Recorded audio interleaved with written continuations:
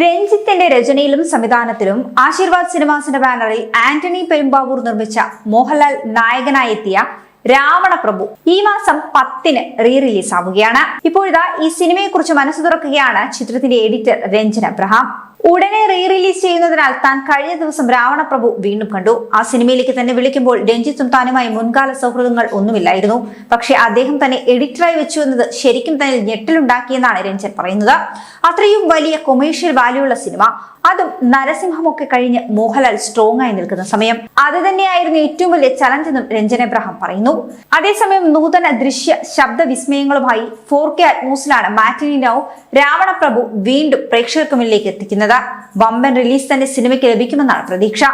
റിലീസിന് നേരത്തെ എത്തിയ മോഹൻലാൽ ചിത്രം ചോട്ടാ മുംബൈ പോലെ തന്നെ രാവണപ്രഭുവിനും റിലീസിൽ തരംഗമുണ്ടാക്കാൻ സാധിക്കുമെന്നാണ് കണക്കുകൂട്ടലുകൾ.